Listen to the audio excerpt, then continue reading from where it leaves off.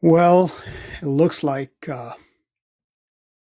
Pope Francis, Jorge Bergoglio, the bishop dressed in white living at a Hotel Santa Marta in Vatican City, wants to appoint new cardinals of the Roman Church on September 30th, 2023.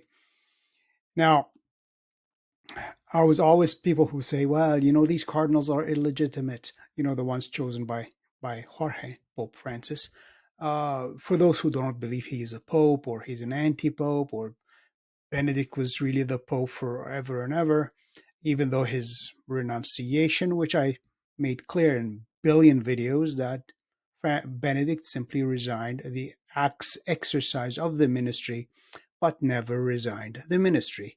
He resigned the exercise of the office, but never resigned the office.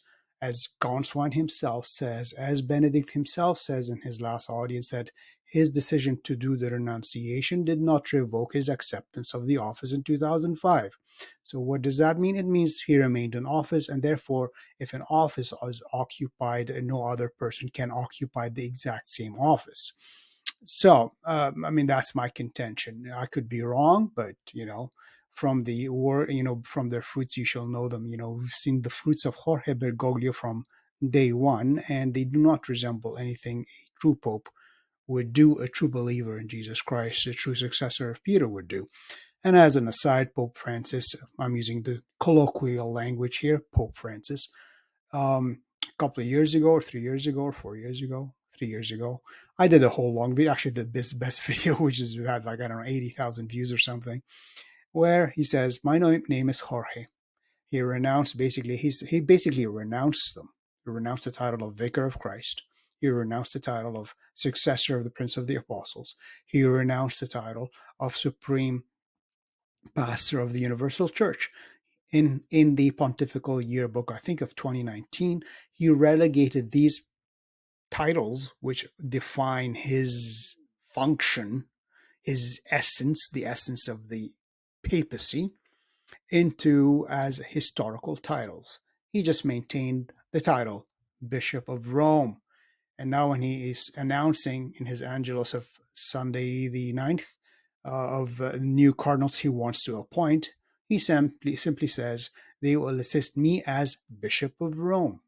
This is all he is. He is the administrator bishop of Rome, of the Diocese of Rome. And every encyclical and every letter and every greeting, all he says at the end is Franciscus, Francis. No pope, nor not even a bishop. He just says Francis. That's it. Anyway, so I always contended that, what, I mean, of course, if he's 100% legitimate, then this is a moot point. But I always said, look, every bunch of cardinals, good, bad, and ugly, that Jorge Francis chose, he brought them every single time since 2013 to Pope Benedict in the Vatican, and they were all knelt and kissed the hand of Benedict, greeted him, and then received Benedict and, in conjunction, Francis's blessing, apostolic blessing. So basically, Benedict approved every single appointment in an indirect way, kind of like the Queen signing the signature to in England to the elected government's legislation. The Queen signs it. But if the Queen refuses to sign it, it's null and void. So basically, in this case, Benedict approved every single appointment of all the cardinals of Francis. Now, and this one, the article on the Catholic Herald calls it the consistory of a pope in a hurry, and is actually from John Allen from Crux website. And actually, John Allen gives it a different title, which we're going to go through. We're going to see in a second. Basically, it says, I want everything and I want it now. Basically, this is the theme of Pope Francis. And the idea is, now Francis feels he's going to die. He wants to submit his legacy. And basically, he chose some of the worst potential cardinals to be infiltrate the already corrupted cardinaliate, College of Cardinals in Rome. So he assures that his version of Catholicism, his version of the Catholic Church, will persist after his death. He wants to alter the Church of God in his image. Um, Now, does anybody have a right to appoint cardinals other than a pope? The answer would be no. In my humble opinion, these cardinals, we hope, my hope is that it's hard to wish something bad on somebody, but in God's mercy on his church, Christ's mercy on his bride, Mary's mercy on the body of her son, which is the church, that God, before September 30th, will call Francis to his throne and to face his judgment. So this appointment of 17 new cardinals will not happen. And if it does, let's hope by a miracle that his successor will, or even the other cardinals might revoke it, or I don't know what happens. But anyways, let's go here. The consistory of a pope in a hurry. So, as I said, he basically is doing this appointment on September 30th. So remember, this year he already went to the emergency room twice.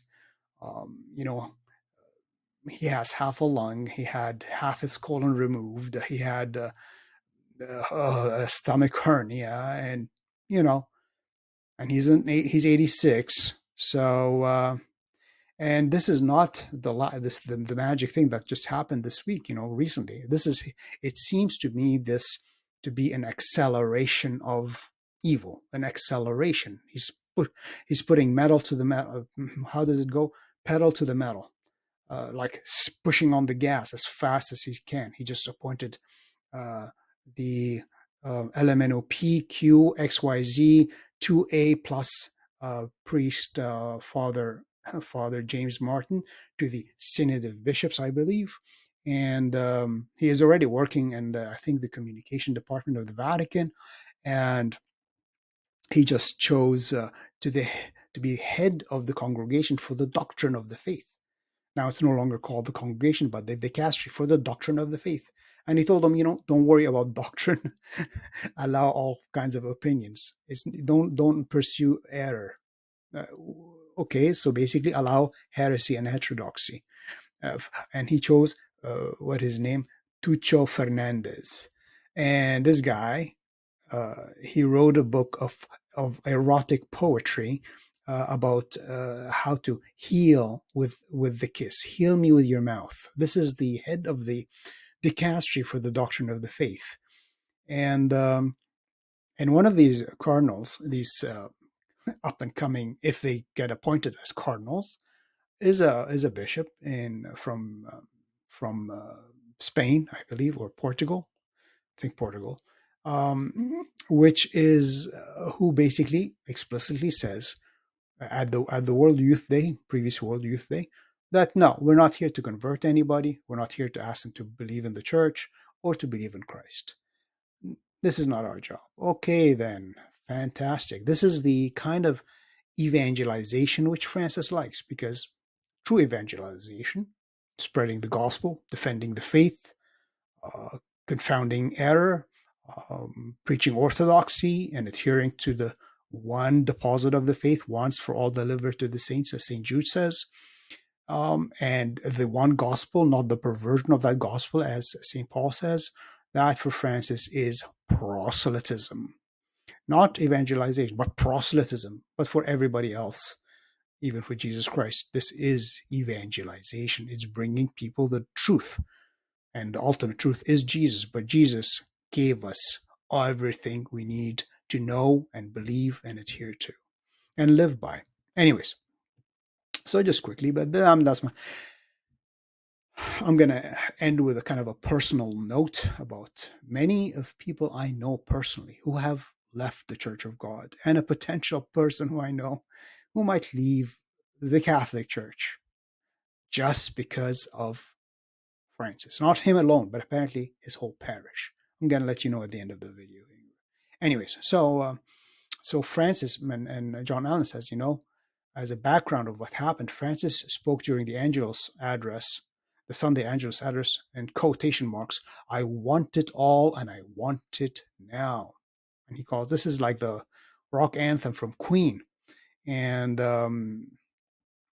and the name of the album in 1989 was The Miracle. So and he says, this is, in other words, the consistory of a pope in a hurry. This is what John Allen says. I want it all and I want it now. So he's appointing 18 new cardinals, and it's like basically now the number of cardinals is going to go up to 137. Quite a lot. You can go through the article yourself. But and Paul VI in 1975, I think, increased the number of, I think the number of cardinals were supposed to be 70 or 7, I think 70 or 72. Like, Jesus chose the 70 as well. So these were the number of the cardinals. I think originally back in the day it was like 12 or something. Anyways, so 70.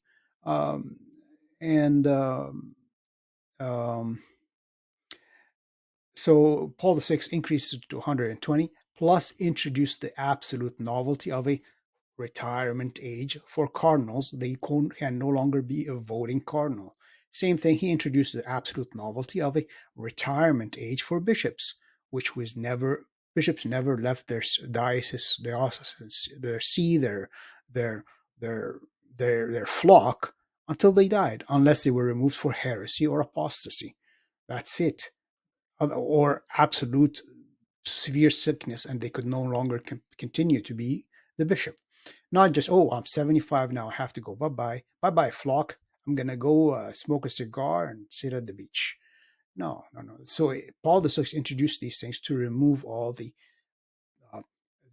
conservative, pre-conciliar Orthodox cardinals and install those looking for novelty, innovation, advancement, progressivism, and all that stuff. So anyways, even Jorge is going to go beyond the 120. He's going to go to 137. And so John Allen here gives a few brief sketches of the various cardinals. And anyways, just to let you know, he says in the same article that it will be only in October 20. Oh, he actually says this up here. Only by October 10th, 2024. By then, so what, another year and a half or something, before the Cardinals are going to go reach the 120 limit. So what happens if he dies tomorrow? Now we're going to have, he dies after he appoints these Cardinals. We're going to have 137 who's allowed to vote and who's not allowed to vote. Who's going to be excluded because the limit is 120? How does that work? Who knows? So basically by 2024 October, then the number of Cardinals, if no new ones are appointed, will reach the 120 specified by Paul VI. I don't know. Who knows? Maybe it's like, they talk about, flooding the Supreme Court in the U.S., what do you call it? With a whole bunch of new judges just to get their way. What is it called? The Democrats are saying, let's appoint, I don't know, let's increase the number of the court to whatever. So basically have the court, and they appoint the judges they know they're going to rule in their opinion and overrule the system. This is basically what Francis is doing. Francis is basically Biden. Francis is Biden, like Trump was Ratzinger, Benedict. Both expelled, both forced out, and their replacements were installed. Anyways, and they basically pursued the same policies and the same decisions. I mean, Francis just met with Soros, the son of Soros, and Bill Clinton, and I think somebody from Gates' family, just like recently. Now, isn't that, birds of a feather flock together? And anyway, so he gives here a few profiles of the soon-to-be cardinals. As I said, Victor Fernandez, the heal you with my mouth bishop, anyways, so and one another bishop from Lisbon who was as a youth worked for the Portugal's Socialist Party. Shows you where the heart of Francis is. Socialism, communism. Yeah, that's the kind of church Francis wants. And then there's a bishop from Tanzania, and he's an auxiliary bishop. So this auxiliary bishop, Francis wants to make a cardinal. So this auxiliary bishop will will outrank his bishop, the actual diocesan bishop, in the same diocese. The inferior is now the superior within the same. So the bishop ruling and his assistant is a cardinal above him.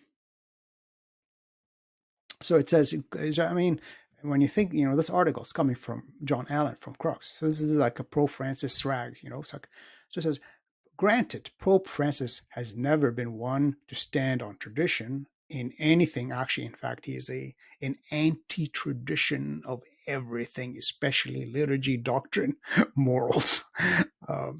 Okay, yet even by his maverick standards, this is clearly a break the mold consistory.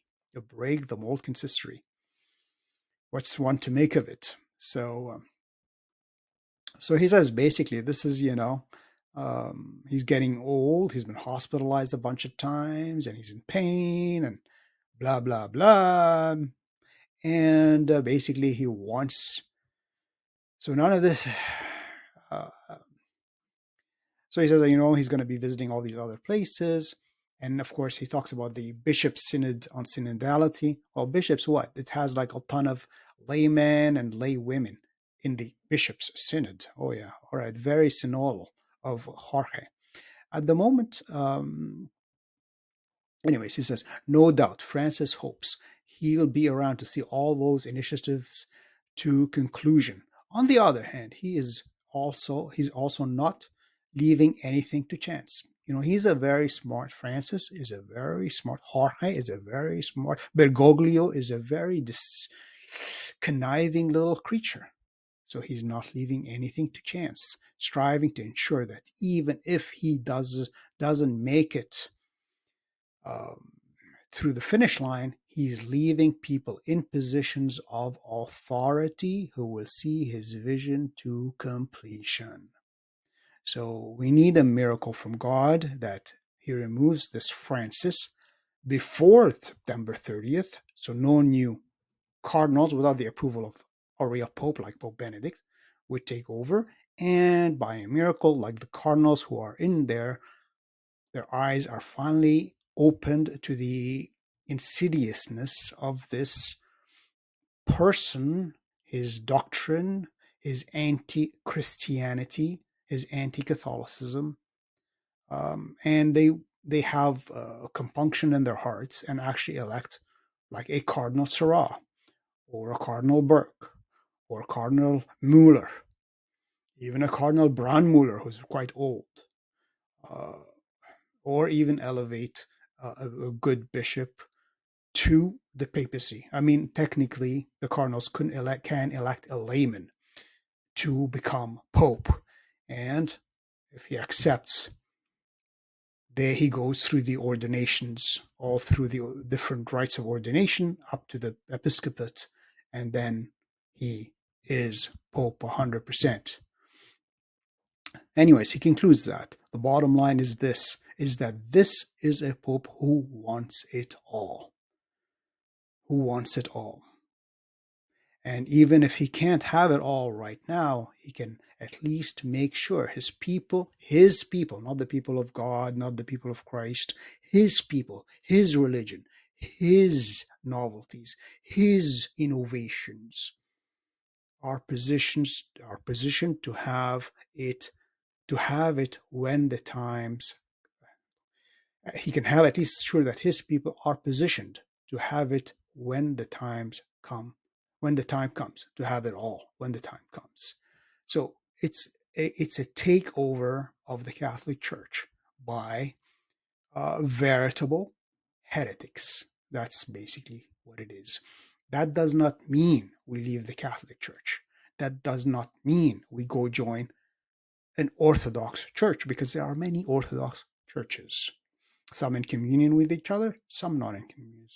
That does not mean we go join an Oriental Orthodox church. Okay, these are at least, and most certainly and absolutely, that does not mean we go join any of the Protestant sects, which are founded upon heresy, and they are heretical. They do not have the sacraments, maybe with the exception of baptism. They do not keep the faith of the apostles. At least all the apostolic churches, be they Catholic, Orthodox, or even Oriental Orthodox, keep the apostolic faith. I mean, for me, a lot of these theological distinctions and quarrels and differences have created division where no division need to happen. Linguistic differences, philosophical differences. Why are we dividing over, as long as we believe in the Trinity, we believe in the deity of Christ, in the unity and non-division of the Trinity, three persons in one and only God, distinct yet equal, that God, the Son, became incarnate of the Virgin. This unites us all, that he left the priesthood and seven sacraments, and that unites us all. Why should we keep on dwelling? Oh, is it? Well, we know it's two. He's human and God.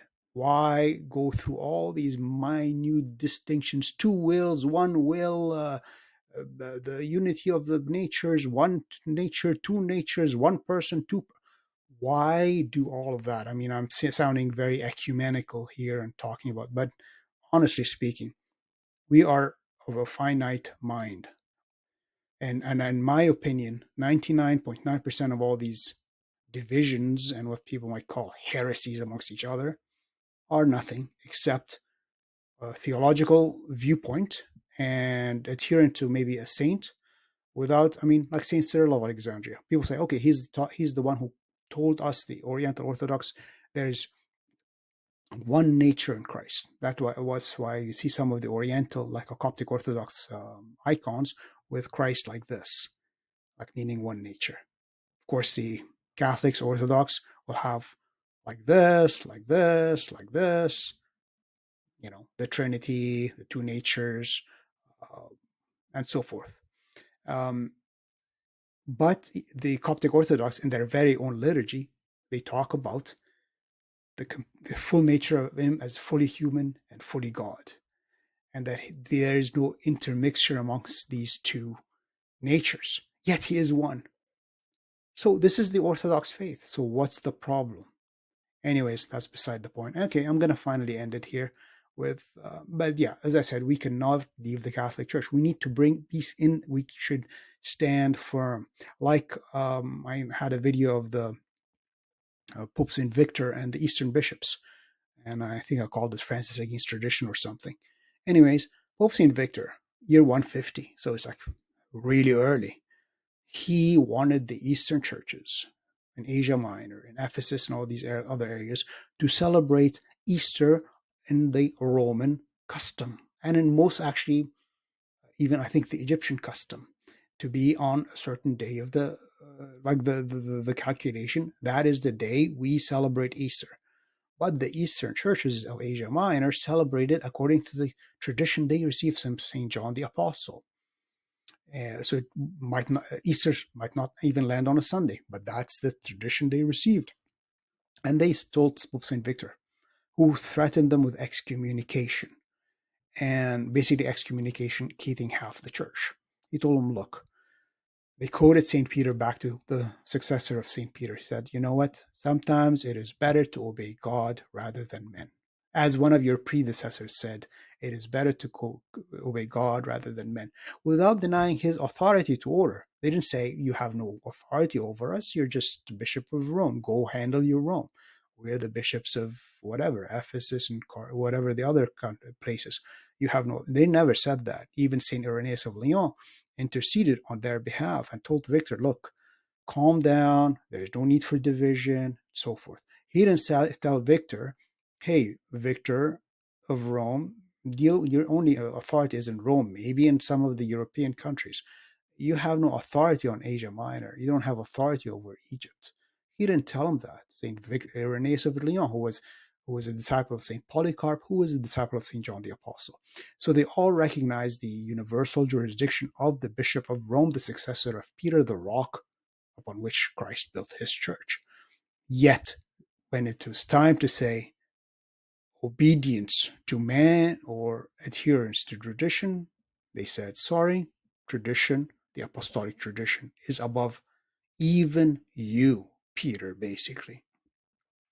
So let's hope this, by a miracle, God intercedes, Christ our God intercedes and saves his church from humiliation, which it has already been humiliated. And as a conclusion, as I said, mm, look at, I mean, Germany, I think 500,000 people left the church last year officially by declaration, by going to the government and removing their names as Catholics. 500,000, if I'm not mistaken. And half of South America left the Catholic faith, joined Protestant Pentecostalist sects. I mean, it's all over the place, and we're going down a road which is a disaster. It's an affront to God, and I mean, a lot of Catholics have joined the various Orthodox churches. They can't take it anymore. Um, I mean, even one of my relatives, I saw him after many years yesterday or a few days ago. He said he was complaining severely about Pope Francis, what he's doing. So he's a Greek Melkite Catholic, and he said that his priest in Michigan, in Detroit or somewhere in Michigan, Ann Arbor, Michigan, or wherever it is. So apparently his priest, a Greek Melkite Catholic, so Greek Catholic, Eastern Rite Catholic, he's been complaining severely about all these innovations coming out of the Vatican, all these appointments, all these, which is every single Catholic who has faith can understand and see.